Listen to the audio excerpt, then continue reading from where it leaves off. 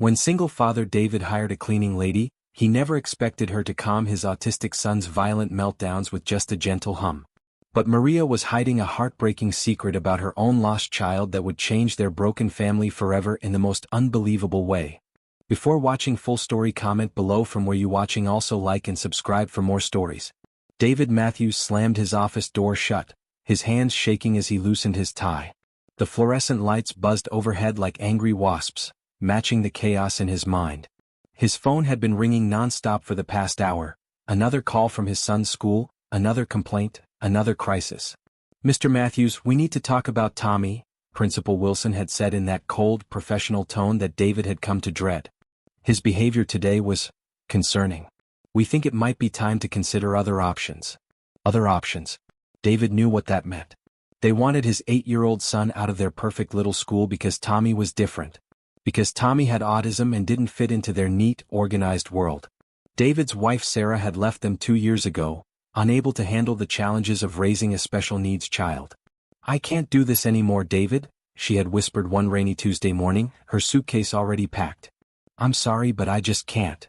Now it was just David and Tommy against the world, and some days it felt like they were losing the battle. The apartment they called home was a disaster zone.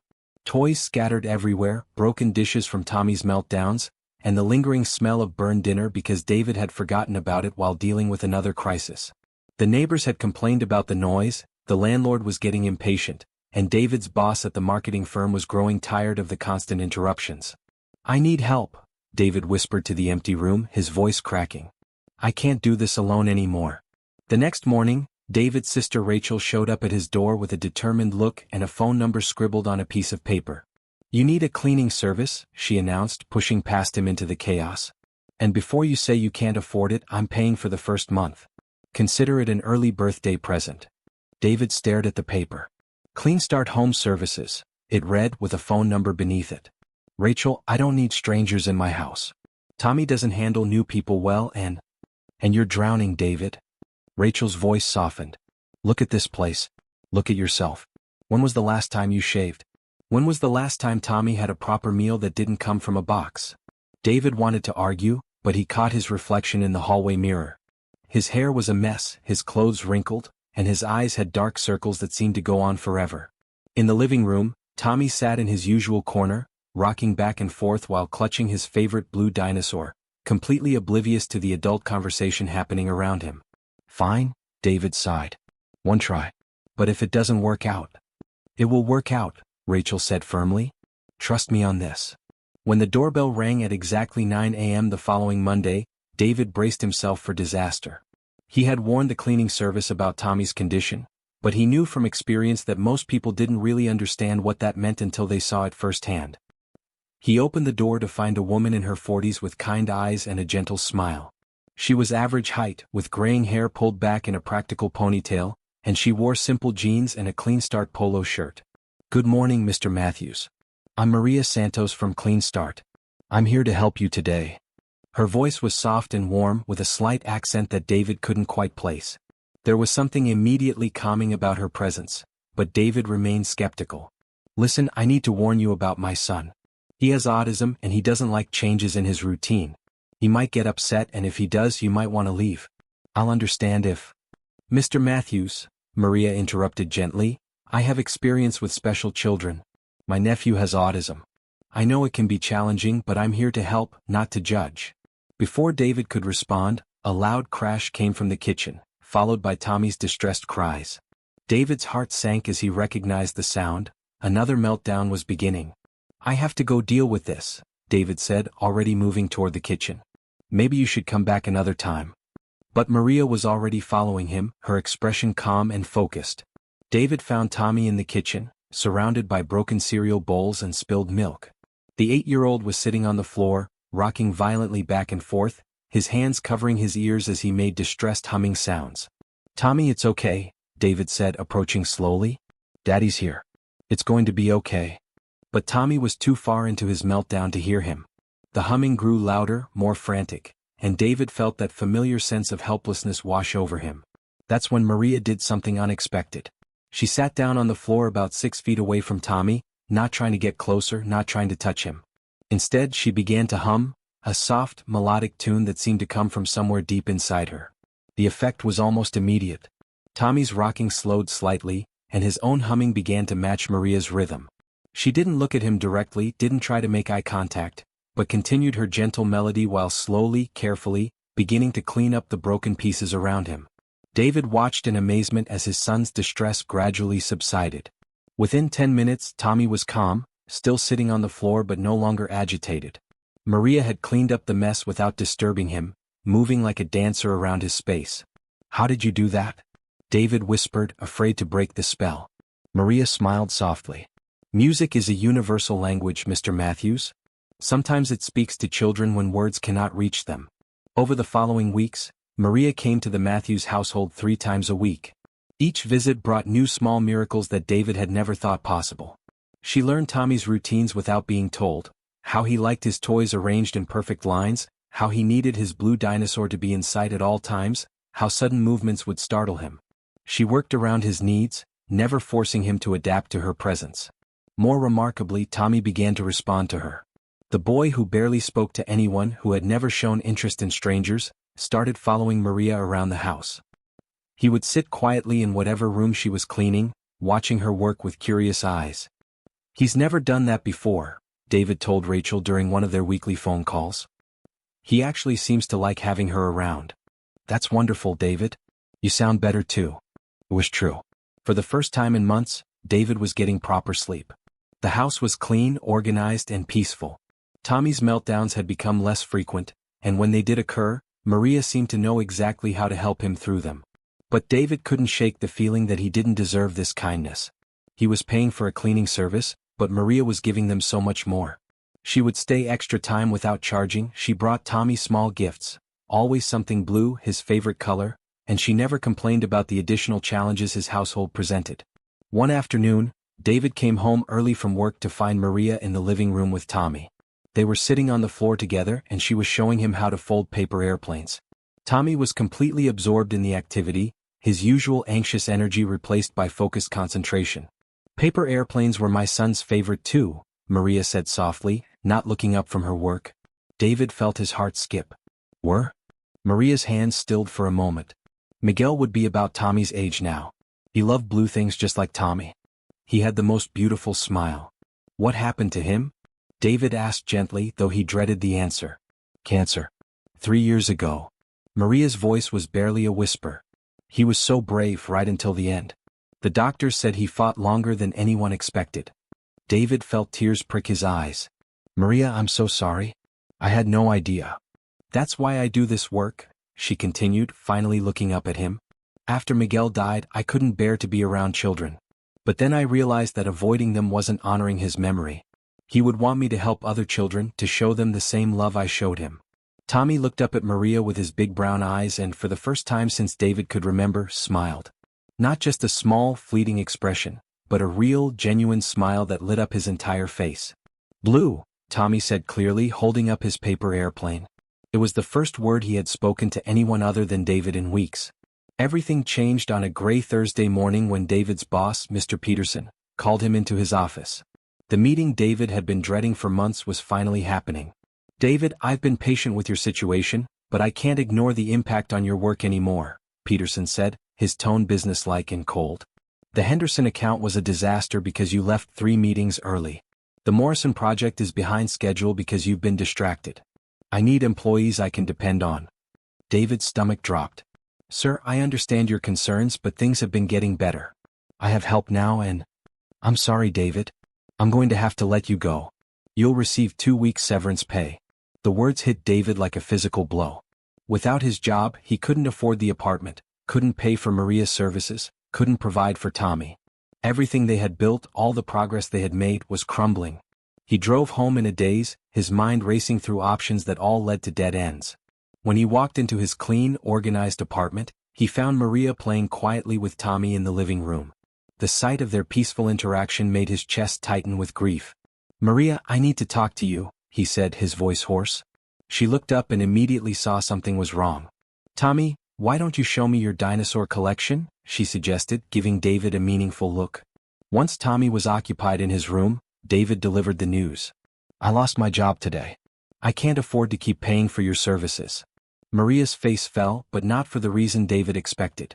I'm not worried about the money, Mr. Matthews. I'm worried about Tommy. He's made so much progress. I know, but I don't have a choice. I need to find a cheaper place to live, probably move in with my sister temporarily. Tommy's world is going to be turned upside down again. The thought of disrupting Tommy's routine, of taking away the one person who had brought stability to his life, made David feel sick. That evening, after David had tucked Tommy into bed, Maria knocked on his door. She looked determined, almost fierce. I have a proposition for you, she said without preamble. David invited her in, curious despite his despair. I own a small house about 20 minutes from here. It's nothing fancy, but it has 3 bedrooms and a big backyard. The mortgage is almost paid off. She took a deep breath. I want you and Tommy to move in with me. David stared at her, certain he had misheard. Maria, that's incredibly generous, but I can't accept charity. It's not charity, she interrupted. It's partnership. You help me with expenses, I help you with Tommy. We both get what we need. But why? Why would you do this for us? Maria's eyes softened. Because Tommy needs stability and you need support.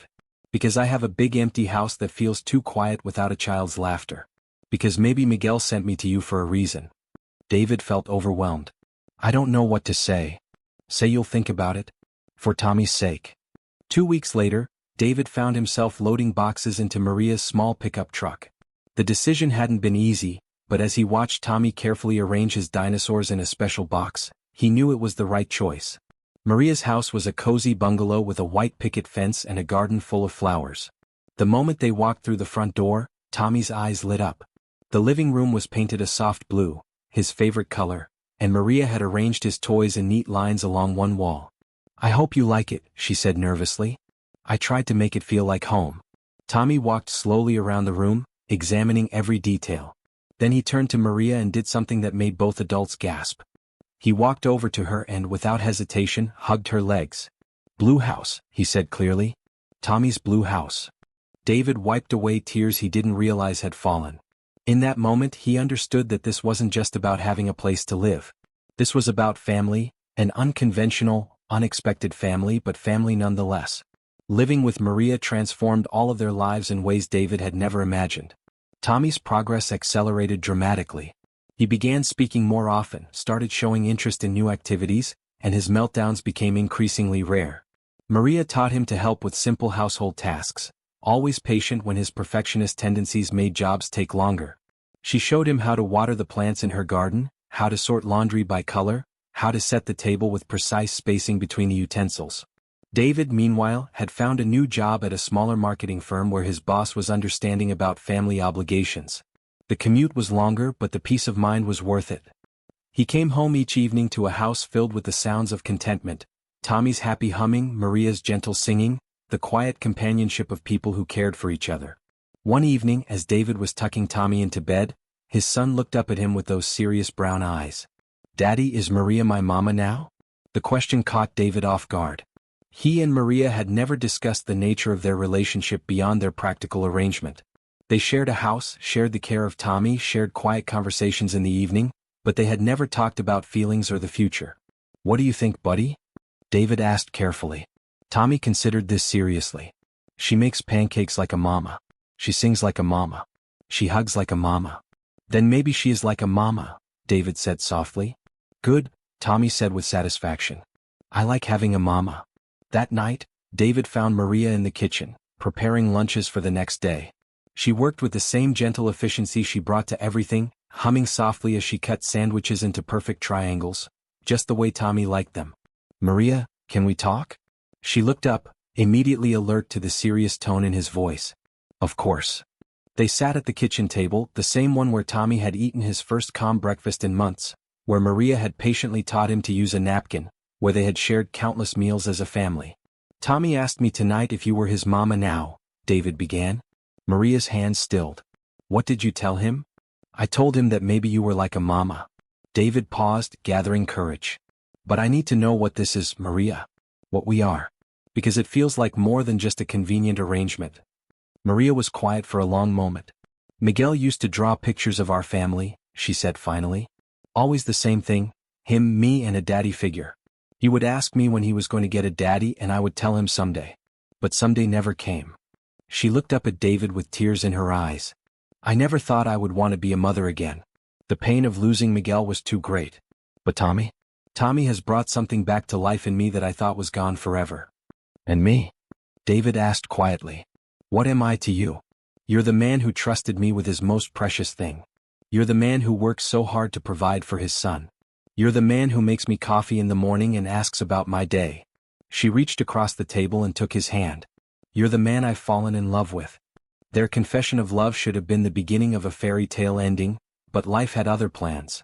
3 months later, Sarah, David's ex-wife, returned. She appeared at their door on a Saturday morning, looking polished and confident in a way that immediately made David's stomach clench. Tommy was in the backyard with Maria, learning to plant sunflower seeds. Hello, David, Sarah said, her voice carrying that old familiar authority. I think it's time we talked about Tommy. David's protective instincts flared immediately. What about Tommy? I've been getting my life together. I have a good job now, a nice apartment, and I'm ready to be a mother again. I want joint custody. Absolutely not, David said firmly. You left us, Sarah. You walked away when Tommy needed you most. I was overwhelmed, Sarah said, her voice taking on a defensive edge. I needed time to figure things out. But I'm ready now and I have legal rights. The conversation that followed was heated and painful. Sarah had consulted with a lawyer, and her case was stronger than David had feared. She had been sending cards and letters that David had never shown Tommy, documenting her attempts to maintain contact. She had character witnesses and evidence of financial stability.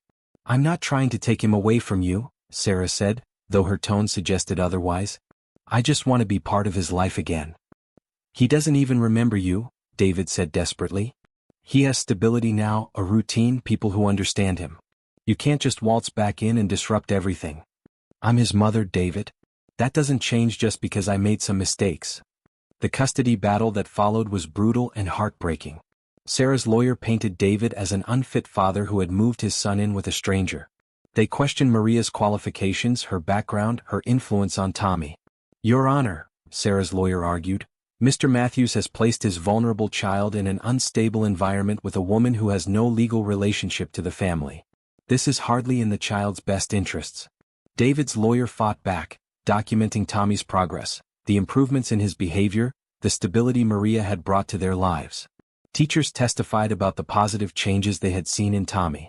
His new doctor spoke about his improved emotional regulation. But the legal system moved slowly, and the uncertainty was devastating for Tommy. He began having nightmares, regressing in his progress, asking repeatedly why everyone was angry all the time. Daddy sad? He asked one evening, touching David's face with his small hand. Daddy's worried, buddy, David admitted. But everything's going to be okay. Maria sad too? David looked across the room at Maria, who was trying to appear cheerful while folding laundry. Yes, Maria's worried too. But we all love you very much and we're going to take care of you. The day of the custody hearing arrived gray and cold. David sat in the courtroom, his hands shaking as he watched Sarah present her case.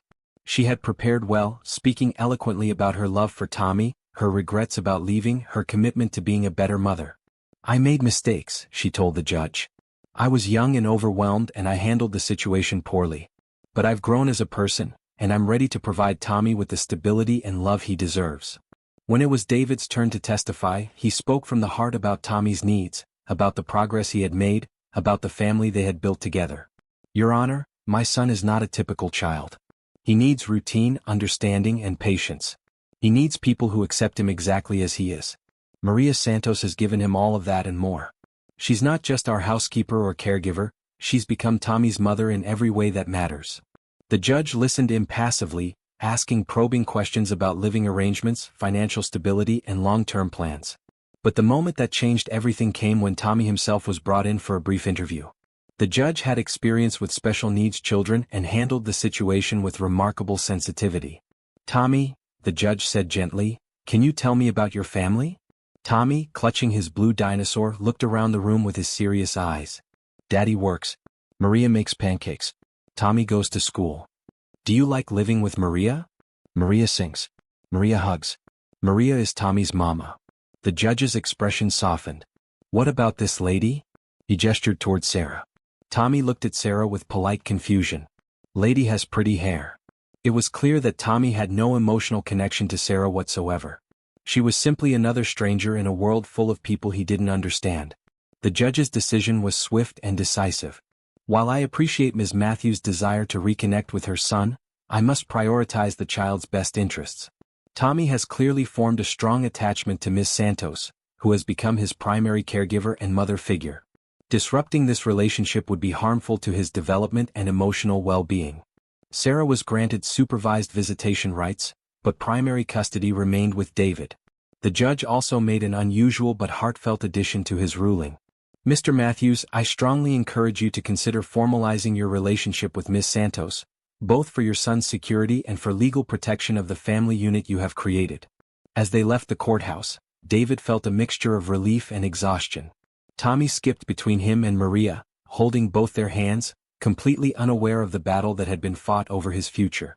That evening, after Tommy was asleep, David and Maria sat on the back porch, watching the sunset paint the sky in shades of pink and gold. They had been through so much together: the early days of uncertainty, the gradual building of trust, the legal battle that had threatened to tear their family apart. Maria, David said quietly, the judge was right. We should make this official. She looked at him with questioning eyes. What do you mean? David slid off his chair and onto one knee, pulling out a small velvet box that he had been carrying for weeks, waiting for the right moment. I mean that I love you. I love the way you care for Tommy, the way you make our house a home, the way you've brought peace to our chaotic lives. I love your strength, your kindness, your patience. I love that you see the best in both of us, even when we can't see it ourselves. Maria's hand flew to her mouth, her eyes filling with tears. Maria Santos, will you marry me? Will you officially become Tommy's mother and my partner in this beautiful, complicated life we've built together? Yes, she whispered, then louder, yes, of course, yes. As David slipped the ring onto her finger, they heard a small voice from the kitchen window. Daddy, Maria, are you happy? They looked up to see Tommy's face pressed against the screen, his hair messy from sleep. Very happy, buddy, David called back. Come here. Tommy padded outside in his pajamas and crawled into Maria's lap, settling against her chest with the contentment of a child who knows he is loved and safe. Family hug, he announced solemnly. And as the three of them held each other under the stars, David realized that sometimes the most beautiful families are the ones that form in the most unexpected ways. 6 months later, they held their wedding in Maria's backyard, surrounded by sunflowers that Tommy had helped plant. It was a small ceremony, just family and close friends, but it was perfect. Tommy served as ring bearer, carrying the rings in a small blue box that matched his favorite dinosaur. He took his job very seriously, walking down the aisle with careful steps, his tongue poking out in concentration. Sarah came to the wedding, having slowly begun to build a relationship with Tommy through their supervised visits. She would never be his mother, that role belonged to Maria now, but she was learning to be his friend, and that was enough. During the ceremony, as David and Maria exchanged vows, Tommy stood between them, holding both their hands. When the minister asked if anyone had any objections, Tommy raised his hand. I have something to say, he announced in his clear, serious voice. The crowd chuckled nervously, but Tommy continued, undeterred. I love my daddy. I love my mama Maria. I love our blue house. I love our family. There wasn't a dry eye in the garden. 1 year after the wedding, David found Maria in Tommy's room, reading to him from a book about dinosaurs. It was their nightly ritual, one that had begun in those early days when she was just the cleaning lady and had evolved into something sacred. Tommy, it's time for sleep, she said gently. One more story? Tommy asked hopefully. Tomorrow night, Maria promised. But first, I have something special for you. She reached into her purse and pulled out an envelope, aged and worn from handling. This is a letter from Miguel, she said softly. He wrote it before he died, and he asked me to give it to his little brother someday. Tommy's eyes grew wide. Miguel was my brother? In a way, yes. He wanted you to have this. With David's help, Tommy opened the envelope and unfolded the paper inside.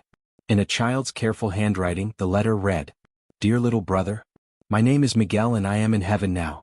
Mama is sad because I had to go, but I want her to be happy again. I hope you will help her smile. I left you my favorite things in the blue box under Mama's bed. The toy airplane is for you to play with. The picture of the dinosaur is because I thought you might like dinosaurs too. Please take care of Mama for me. She gives the best hugs and makes the best pancakes. Tell her I said it's okay to love you like she loved me. Your brother in heaven, Miguel. P.S. I hope you like the color blue as much as I do. Tommy listened to every word, his expression serious and thoughtful. When the letter was finished, he looked up at Maria with his wise, gentle eyes. Miguel was right about the hugs, he said solemnly. And the pancakes. Maria laughed through her tears, pulling Tommy close. He would have loved you so much. I love him too, Tommy said matter-of-factly. Can we put his picture in my room? Of course, baby. 5 years later, David stood in the same backyard where they had been married, watching Tommy, now 13 and more communicative than anyone had ever dared hope, teach his new baby sister how to pet the family dog gently. Soft touches, Elena, Tommy said patiently. Dogs like soft touches. Elena, who had Maria's dark eyes and David's stubborn chin, giggled as the golden retriever licked her face. At 2 years old, she was already showing signs of being her big brother's biggest fan. Maria emerged from the house, carrying a tray of lemonade and wearing the contented expression of a woman who had found her place in the world. How are my favorite people? She asked, settling onto the porch swing beside David. Perfect, David said, meaning it completely. We're perfect. Tommy looked up from his lesson with Elena and smiled. One of those brilliant, transformative smiles that had become more frequent over the years.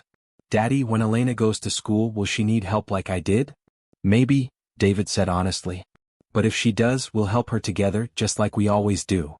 Good, Tommy said with satisfaction. Because that's what families do. As the sun set over their garden, painting the sky in shades of pink and gold, David reflected on the journey that had brought them here. It had started with desperation and a phone number on a piece of paper. It had included heartbreak, healing, legal battles, and small miracles. But most importantly, it had brought them each other. Sometimes the most beautiful families are the ones that form in the most unexpected ways. Sometimes a cleaning lady is really an angel in disguise. And sometimes, when you think you've lost everything, you discover that you've actually found everything you never knew you needed. Tommy had been right that day long ago when he announced that Maria was his mama. Love, it turned out, was not about biology or legal documents. It was about showing up, day after day, with patience and kindness and the unwavering belief that every child deserves to be understood, accepted, and cherished exactly as they are. In the end, that's what family really means.